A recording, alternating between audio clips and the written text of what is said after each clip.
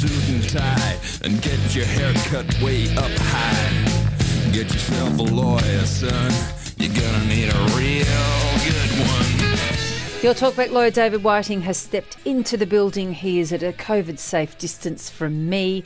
We've wrapped him in, shrink wrap there. So I'm not catching anything from you, David. Good morning. Good morning, Virginia. 3 sheets of glass between you and me. That's what it takes. We're very COVID-safe here. How are you? I am very well, thank you. What's happening out in the legal world? Anything fascinating? Oh, look, we've decided last week I was incredibly boring with the things that I do. So, I found some interesting cases. I didn't say that, did I? Well, we got close. Yep. Did I roll my eyes at a certain point? I can't tell from this distance, Virginia. Do you know? There's a lack of intimacy in this deal.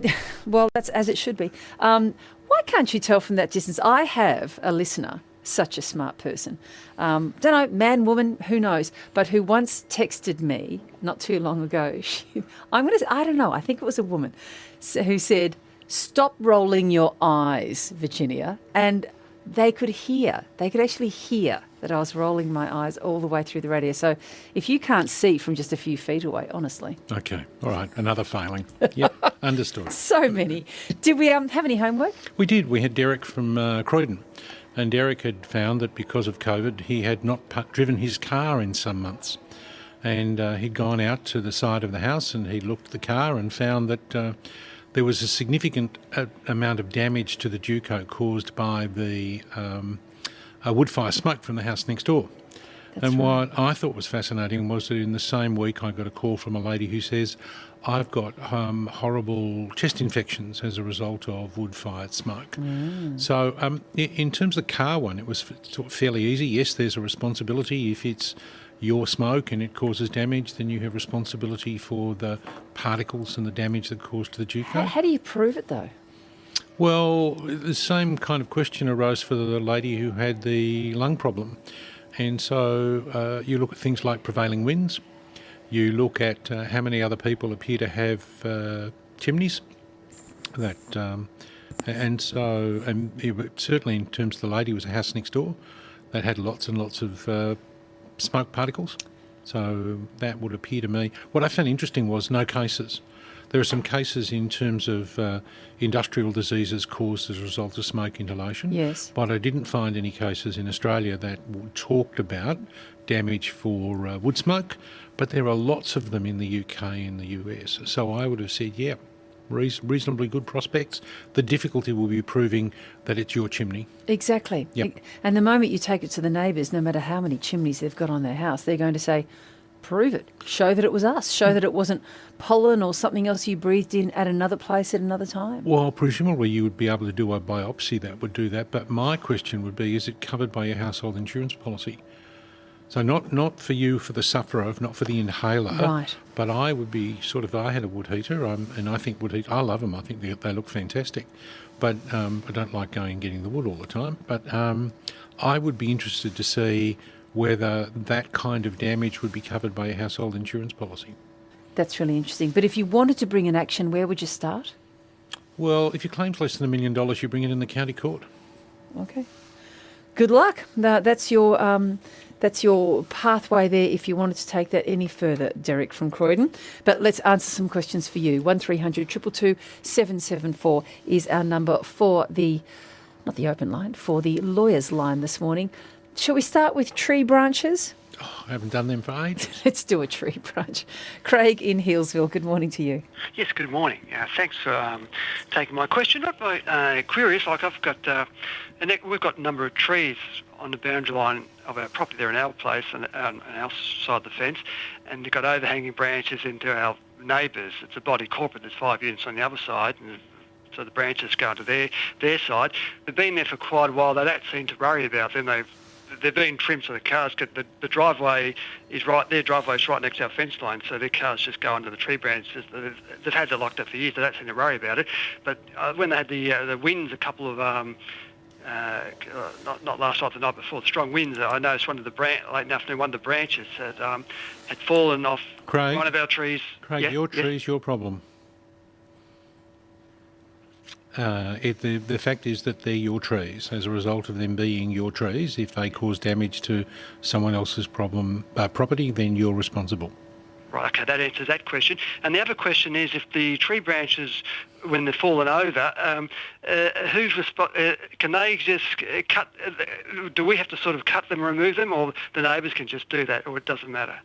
There are a couple of parts to your answer. Your neighbour is entitled to exercise self-help and trim to the fence line, but not beyond. Your neighbour is also entitled to throw back over your side of the fence any of your branches that fall on the ground or any of the leaves that scatter. Or they could, if they were absolutely annoyed beyond belief, they could force you to do it. Ah, Okay. Good luck, Craig. Watch out for those trees. It's the pleasure and the pain of having big trees. Yes, and the law was written at a time when people had acreage, not quarter-acre blocks. No, that's right. And big fences at the tree line, planting them in the first place, that's the problem, isn't it? Yes. You have to have an eye for the future. We'll stay with trees. And in Burwood, you've got a problem similar. Go ahead. A huge branch came down from a neighbour's tree during the week. If I'd been under it, I would have been killed. Very hard to communicate with this neighbour. Council says the tree can't be removed because it's a canopy tree, and the only way it can be removed is to get an assessment done. I'm paying for my own assessment. If it comes back that the tree is unsafe, and it does look very unsafe, how do I proceed with getting this tree removed? What a crisply delivered dilemma. Thank you so much, Anne. I appreciate it. Go ahead, David. Thank you. And equally crisp, we'll try. Your neighbour's the one who has to apply for the council to either trim the tree or remove it. They can rely upon the tree assessment that you get, but it's up to them. If they won't, then it's off to the magistrate's court for an order that they pull the tree down. But if it is unsafe, if the report finds it is unsafe, are they then obliged to take it down? The council will, as far as possible, get you to trim it rather than remove it. If the tree is diseased or dead, it's significantly easier to get a permit from council. But if it simply requires trimming, then the arborist's report will tell you what that is, and you won't get a permit to pull it down. Does that mean that Anne's report has no force here? No. Anne's report is the report that the neighbour uses to make the application to council. Anne, how will that go? I'm going to have to use another neighbour to try and communicate with this person. Okay. And yeah, it's very, very tricky. Yeah. Then, Anne, it would be off to the magistrate's court based on your report. Thank you, David. All right, okay. thank you. Good on you, Anne. Thanks so much. Nicely done. Les is in Yarraville. Good morning, Les. What's the problem? Yes, good morning, Virginia and David. Look, this is a general question in relation to the TAB and the ASX that both went offline in the last 7 days. Us self-funded retirees are a bit keen on... So which one do you punt on, Les? Both. Okay, yep. Yeah, so us self-funded retirees are a bit keen on a tax-free quid, David. And last Saturday week, I would have got the quaddie and the trifecta on the last, but except I couldn't get on. And there would have been people yesterday, David, who would have wanted to buy shares and couldn't, and probably find that they may be higher today. Please tell me your question is, can I sue for Exactly. expected income? Do they have some liability, and can I make a claim? Les, you would have to prove the bet, Yes. not the likelihood of the bet. I mean, I would have won the lottery last Saturday night if I'd got there fast enough to put the ticket on. Right? I mean, I have actually had that approach put to me by someone who says, look, I was involved in a car accident and I couldn't get to the lotto shop on time. Can I sue for the numbers? I'd actually written out, it was so long ago that I'd already written out the ticket. Les, your biggest problem is going to prove that you would have. The fact is that I lose most weekends, so I guess I'm up against it. Les, I think you're great. But listen, you watch that gambling, will you, mate? I'll do that. Come on, responsibly and not too much. So do you want to have a bet on how long he sticks at it Yeah, for, no. dear Virginia? You're chucking that money away. You know that, Les, don't you? I do that, and look, I'll put a daily double on for you today, Oh, Virginia. no, stop it. Thanks for calling in, mate. He's very, very funny. There's a very interesting one here. Sam is in Moorabbin. Sam, what's going on? Sam, hello. Hi, can you hear me? I can hear you. Go right ahead. Yeah, so a bit of an issue, and I don't know if you can help, but so I was doing my PhD. Yep. And there was issues with the processes, and I was terminated. And so I appealed that, and so an external body kind of reviewed the whole case, and I was then reinstated. But now there's some issues in terms of, politics and supervision and the project itself, and so likely I'll probably just have to withdraw anyway. So I was wondering if there's any way I can kind of get any compensation or any sort of something from the university, because now I've had to move back home because there was no scholarship, so I couldn't afford rent. So I was just wondering what potentially might be an option. Okay. Sam, it would require a really detailed analysis of all of your facts in order to work out whether there was even the prospect of a claim. There's a general proposition. I think that you're talking about the fact that you were reinstated is the relevant factor. So you're really looking at, I'm now worse off because for this period of time I wasn't as a PhD student.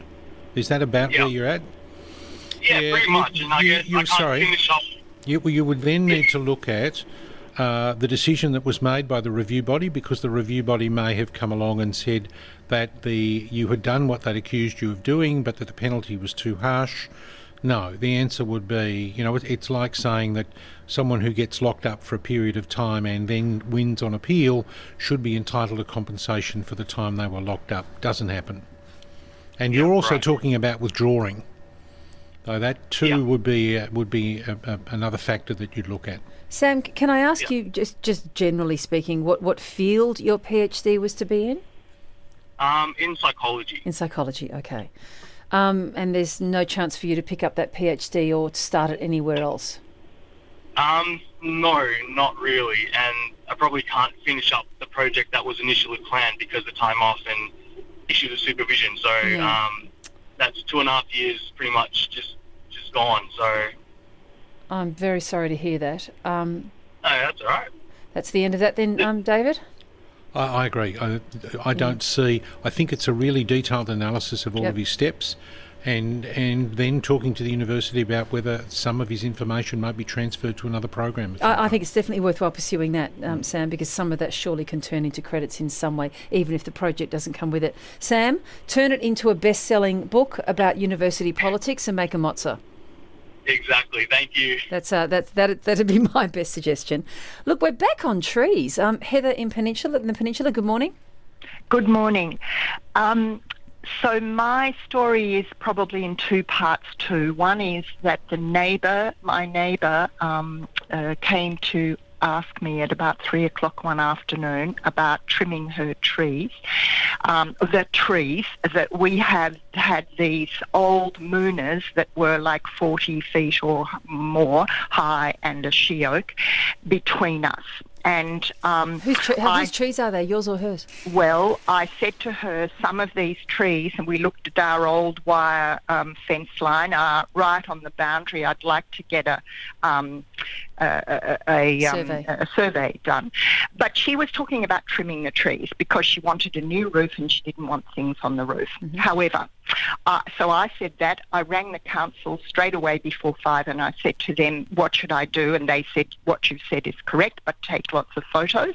The next morning I had to go off early, and so I hadn't taken the photos. I said, I'll take them on the way back. And when I arrived back, every tree had been chopped down, and the truck had come onto my property to do these giant trees there. When you say chopped down, the trees were gone? They were gone. Wow. In just a few hours. I don't know how many men they had here, and still, as I look at it now, it's an incredible shock. Yes. Wow. Anyway, I rang the community law place down here, and they told me the laws and also the complication, it seems, between where the jurisdiction is, because council don't have anything to do with that, and that's state government law about... Heather, it's damages for trespass and damages... If I was to come onto your property and cut down a tree without your permission, then I would be liable to you for the value of a tree. Mature trees are worth a fortune. Yes.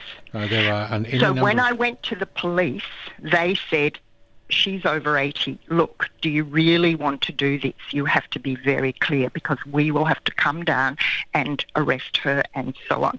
And I was like, oh my God.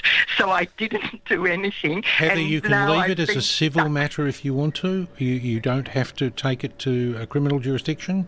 You are entitled to treat this as a civil matter for trespass, and you would have a case against not just the neighbour but also the firm that came on and cut your trees. And how would Heather start that? How do you issue proceedings in that way? Well, it's not a VCAT matter, it's a court matter. Mm-hmm. You're first by starting with getting some assessment as to what the trees were. So you'd look at some of your older photos, you'd look at Google Maps, Yes, aerial photo, I've done that. to have yes. some idea of the extent of the canopy. Yes. The Google Street Views will give you some idea Yes. of the sun. And then you talk to an arborist to give you an estimate of their value. Yes. Okay. All right.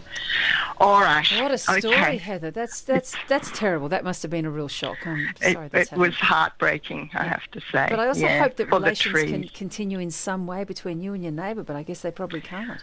Well, I sent a letter and said I mean, of course it was detailed and then the lawyer's letter went after, but their reply, and I said, what I need now, one thing is the privacy, like Sure, but what was their reply, Heather?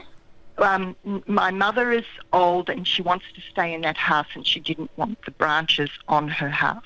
Well, I guess you can understand that too, but that's a rather drastic solution to it, isn't it? Oh, far too drastic, yes. All the trees going and big established trees like that too. Lisa in Murdoch is with us, and Lisa is taking us overseas. Where to, Lisa? Hi, to Florida in the States. Mm-hmm. So my husband's father has passed away unexpectedly. He's lived in the States with his second wife for about 25 years. And so that was all unexpected. We got the phone call. They cremated my Robin, his name is, without us knowing the date or anything.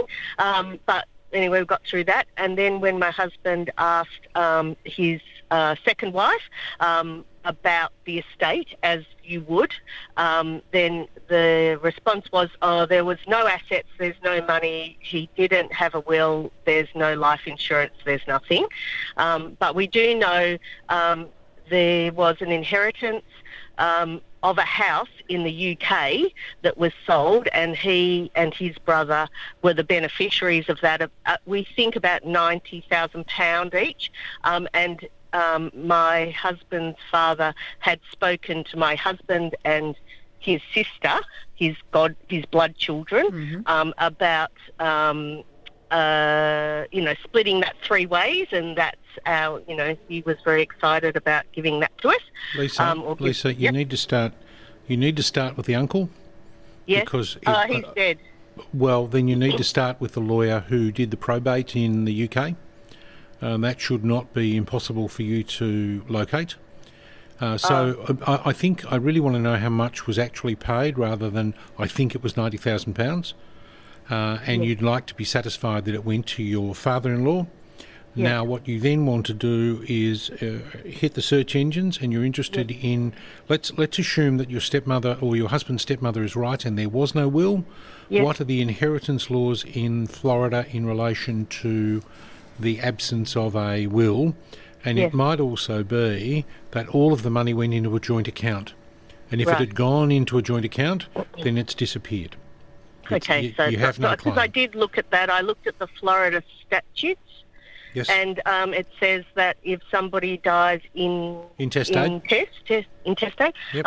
then it does say that if the person had assets in their own name, that the wife gets, or the next kin gets 40%, but the blood children get 60%. Yes, well, But I'm just wondering why it hasn't gone to probate, because we got a response from her lawyer who said that his his estate never went through probate, and that may be because all of the assets were held in joint names. So if the house was in joint names and the bank accounts were in joint names, then there is no separate estate that gets dealt with. So, sorry, I think that might be the end of that. Sorry, we can't help you there. Melissa is in Brunswick. Melissa, hello. Hello.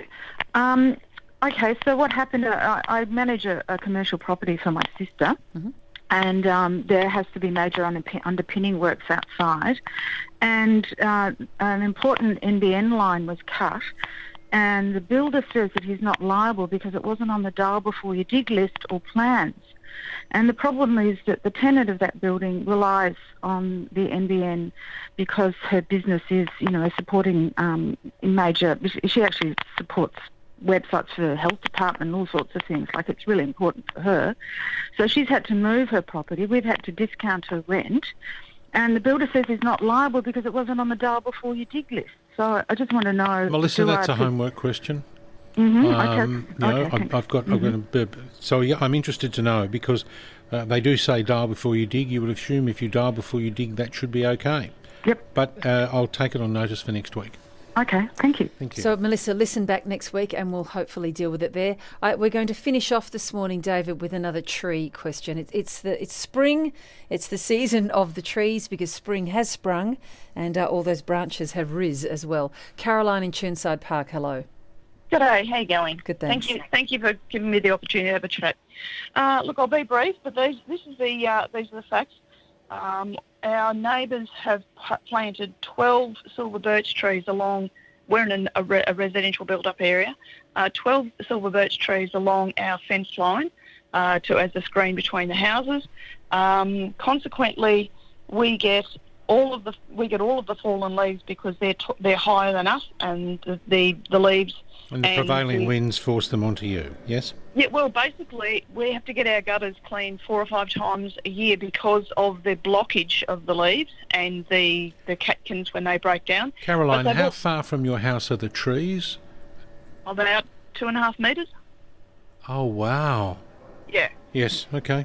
The leaves and the seeds also get up into the roof space, and they come down the exhaust fans in the bathrooms.